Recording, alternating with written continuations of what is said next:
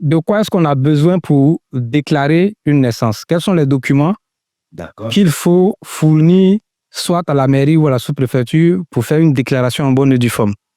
Effectivement, quels sont les documents à produire devant l'officier d'état civil pour qu'on reçoive la déclaration? Alors, selon l'article 42 de la loi sur l'état civil que j'ai cité tout à l'heure, le déclarant doit produire simplement le certificat médical d'accouchement, voilà, ou bien de naissance, qui est délivré par la sage-femme, ou le carnet d'accouchement, voilà, qui constate la naissance de l'enfant, ou l'attestation délivrée par l'agent de collecte communautaire.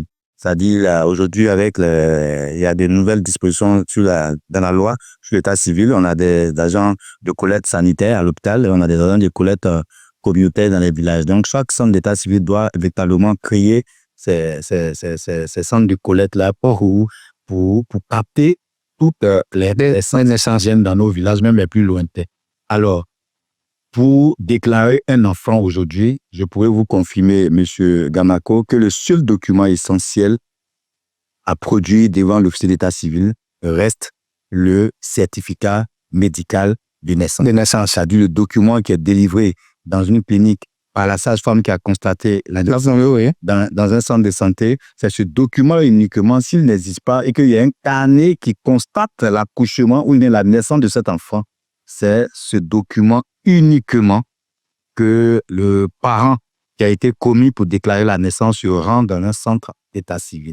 Voilà. Mais qu'est-ce que nous constatons? Oui, effectivement. Vous voyez, il y a beaucoup de difficultés aujourd'hui dans nos centres d'état civil parce que véritablement nos agents d'état civil, excusez-moi pour le terme, ignorent beaucoup des tests sur l'état civil. L'état civil, c'est une loi qui encadre toutes les activités de l'état civil. Bien sûr. Alors, l'article 42 nous dit simplement que pour déclarer une naissance, il faut simplement produire un certificat médical de naissance.